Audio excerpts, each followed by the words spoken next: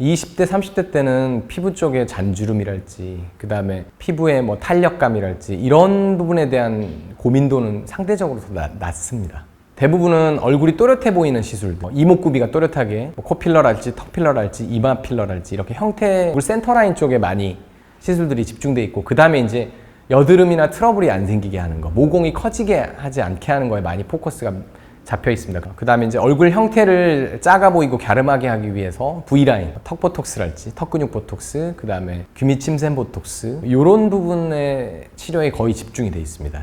그 다음에 20, 30대의 니즈도 거기에 많이 들어가 있는데, 40대는 이제 탄력이 많이 떨어지고 예전에는 전혀 생각지도 않았던 주름, 잔주름이랄지 그 다음에 처지는 거, 그 다음에 예전에는 없던 꺼짐, 처짐, 그 다음에 주름 이런 부분에 관심이 집중된 쪽으로 바뀝니다. 아무래도 결론은 한 3가지 정도 이유 때문에 그렇긴 한데, 결국에는 피부 속에 물을 간직하는 힘이 많이 줄어들게 되고, 그 다음에 피부를 이루는 90% 성분인 콜라겐 단백질, 이 콜라겐이 점점 퇴행성 변화를 하면서 잘게 부서지면서, 그러면서 탄력 감소, 그 다음에 처짐, 꺼짐 이 모든 게 다 생깁니다.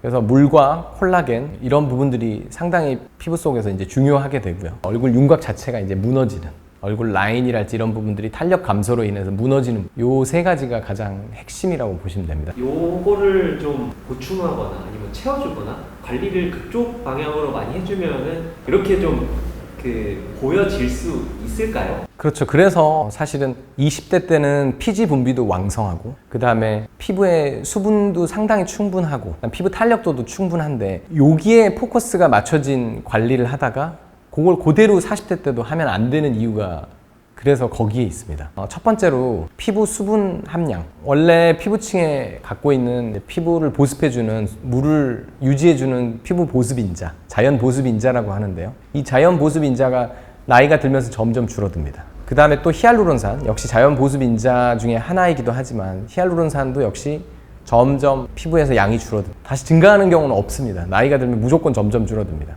그렇기 때문에 피부층에 물을 계속 간직하게 하는 게 40대 때 핵심으로 떠올라야 되는데, 20대 때는 피지 분비도 많고 피부에 물도 충분하기 때문에 계속 각질을 벗겨내는 걸 많이 하게 됩니다. 근데 그렇게 했던 관리들을 40대 이후로도 계속 각질을 자꾸 주기적으로 벗겨내는 걸 자주 하다 보면 피부의 수분량이 현저하게 떨어져 버립니다. 왜냐하면 피부 수분을 유지하게 만드는 성분들이 거의 20대 후반부터 많이 떨어지기 시작하거든요. 30대 중반 넘어가면서는 더더욱 급격한 속도로 떨어집니다. 그 다음에 더 중요한 게, 이 피부 장벽층, 각질층이 자외선 투과율을 조정을 해주는, 자외선이 피부 속피부까지 깊숙이 들어오는 거를 상당히 산란을 통해 가지고 일부 방어해주는 측면이 있습니다. 피부 장벽층이. 근데 이것조차 일부러 제거를 하면서 계속 줄여버리면 당연히 자외선 투과율이 속피부까지 더 강해지기 때문에 색소가 더 쉽게 올라옵니다. 그렇지 않아도 지속적인 환경적 자극이나 산화 스트레스 등 때문에 얼굴 피부는 더 어두워지고 칙칙해지고 색소는 더 심해지는데, 자꾸 피부 장벽을 얇게 만들거나 아니면 계속 제거를 하는 걸 반복하면 더 색소는 더 심해집니다. 40대 되면은 지금 제가 말씀을 들어보니까 단순히 어떤 수분 크림 써있는 이걸로만은 좀 관리가 부족할 것 같다는 생각이 갑자기 들어서요. 맞습니다. 그러면은 어떤 성분을 보고 사는 게 노화나 이런 걸 막는 데 좋을지 좀 궁금합니다. 피부에 물이 많을수록 그 피부 자체 콜라겐이 리모델링 되거나 콜라겐이 나빠지는 거를 막아주는 효과가 있습니다. 그래서 어쨌거나 피부 안에 물이 가장 많은 상태를 어떻게든 붙잡고 있는 게 제일 중요하거든요. 나이가 이제 먹어가면서 이렇게 덮어주는 게 제일 중요한데, 사실 그러면 피부를 덮어주는 성분은 각질세포들, 벽돌처럼 되어 있는 거, 그 다음에 그 사이에 메워주는 지질인데, 그래서 제일 중요한 게 그 지질, 피부 장벽의 지질 성분에 해당하는 그 성분들을 발라주면 됩니다. 사실은 좋은 거라고 막 이것저것 들어있다고 비싸고 막 명품이라고 해서 막 쓰는데 얼굴이 막 자극감 들고 건조해진다, 전혀 도움 안 됩니다. 그 증상만 지나가면 막 새 피부가 올라오고 돈값 하겠지, 그렇지 않습니다. 발랐을 때 그냥 느낌이 절대 불편하지 않은 화장품, 그 다음에 피부 장벽에 해당하는 그 성분에 해당하는 제품들, 그냥 그거 쓰십시오. 그것만 쓰셔도 불편함만 없으면 좋습니다. 나이가 들면은 세안하는 습관도 조금 제품을 바꾸거나 아니면 어떤 형태, 그러니까 해야 되는 뭔가를 바꿔야 되거나 하는 게 좀 있을까요? 20대 때는 모공이 잘 막히기가 쉽죠. 피지 분비도 많고 각질층도 과각질화되면 또 여드름이 생기는 기전 중에 하나가 각질층이 두꺼워져서 모공 주변을 막는 거기 때문에. 근데 피지 분비도 30, 40대 되면서 상당량 많이 줄어들게 되고 수분 유지력도 떨어지게 되고, 그다음에 각질층도 원래 두껍거나 이랬던 각질도 오히려 좀 얇아지는 경향도 생깁니다. 수분 날아가는 걸 막기 위해서라도 각질층을 너무 날리는 제품을 쓰지 않는 게 좋고, 대표적으로 이제 클렌징 오일, 이중세안, 요 두 가지죠. 한번 이 제품으로 씻고 또 씻는다, 이럴 때 각질층, 피부 장벽층에 있는 지질이 많이 날아가기 때문에 2중, 3중 세안 하시는 걸 피하시는 게 좋고요. 클렌징 오일류는 되도록이면 상시 사용하시는 거는 피하시는 게 좋다고 생각됩니다. 콜라겐이 쉽게 부서지고 취약해지지 않게 피부에 불필요한 기계적 자극이랄지 열적 자극을 불필요하게 가하지 않게, 이게 핵심이죠. 보톡스가 콜라겐을 다시 만들어지는 데 도움을 준다, 이렇게 좀 말씀해 주셨는데 이거 사실인가요?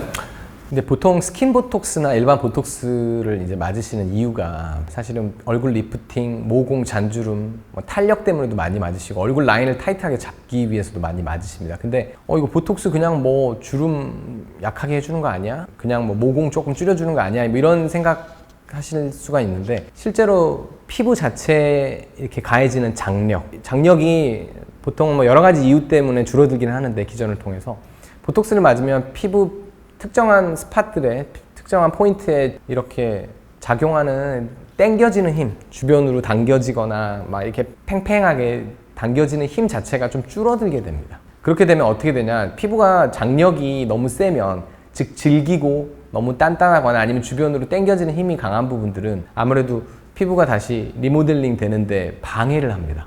그렇기 때문에 장력이 줄어들수록, 피부에 당겨지는 압력들이 줄수록 훨씬 콜라겐 리모델링이 쉬워집니다. 피부 자체가 다시 구조 조정을 하는 것 자체가 원활해지기 때문에 보톡스를 전반적으로, 특히 스킨 보톡스를 전체적으로 깔아주게 되면 확실히 피부가 다른 어떤 시술들이 뭐 2차적으로 같이 들어간다 할지, 혹은 뭐 어떤 외부에서 자극이 있을 때도 피부가 늙는 거를 많이 좀 보호해주는 측면이 있습니다. 보톡스 뭐 일찍부터 맞으면 막 내성 생기고 막 나중에 피부 더 이상 더 주름 심해지고 그런 거 아니냐, 이렇게 생각하시는, 뭐 물어보는 분들도 가끔 있고, 예전에는 그러셨어요. 근데 요즘에는 별로 그렇게 물어보시는 분은 없는데, 근데 실제로 아까도 말씀드렸듯이 이 보톡스 자체가 피부 표면의 장력을 줄여주기 때문에 콜라겐 구조 조정, 콜라겐이 리모델링 되거나 이런 것에 대한 훨씬 더 기본 베이스를 좋게 만들어줍니다. 어떤 다른 시술들을 하거나 했을 때도 훨씬 도움이 되기 때문에 오히려 그 반대라고 생각하시면 됩니다. 40대에 그러면은 그 관리를 중점적으로 해야 되는 포인트가 정리해 주실 수 있어요? 첫 번째, 피부 속 물, 가장 중요하다. 피부 속 물이 날아가지 않게, 피부 속 물이 많고 혹은 날아가지 않아야 모든 피부 노화가 천천히 늦어지고 피부가 손상되거나 노화되지 않게 막아주는 핵심이 피부 속 물이다. 그러려면 두 번째, 피부 장벽을 철저하게 유지하라. 피부 장벽을 어떻게든 얇게 만들거나 손상시키는 모든 행위들, 모든 생활 습관들 하지 말아주시고, 세 번째, 피부 콜라겐을 최대한 유지하라. 이건 시술 입원하고 연결되는 부분이지만 시술들을 통해서 직접적으로 콜라겐이 새롭게 만들어지게 하는 다양한 콜라겐 부스터나 콜라겐 인젝터 같은 시술들을 하실 수도 있고, 그 다음에 피부 탄력을 다시 새롭게 콜라겐을 만들어주는, 탄력을 다시 증진시켜주는 고주파랄지 초음파랄지 레이저 빛, 이런 시술들을 같이 복합을 해서 최대한 피부 탄력을 다시 리모델링 해주는, 콜라겐 리모델링 해주는 그런 자극을 주시고, 그 이외의 피부 장벽을 손상시키는 행위는 철저하게 금해 주시라, 이렇게 말씀드립니다. 콜라겐을 다시 새롭게 리모델링 하기는 쉽지 않습니다. 화장품, 그게 이제 가장 핵심인데, 대신 빠르게 노화되거나 피부에 수분이 많이 줄어들게 하거나, 그 다음에 피부의 콜라겐 퇴행성 변화를 최소화할 수 있는, 가장 속도를 느려주게 할 수 있는 방법일 수는 있습니다.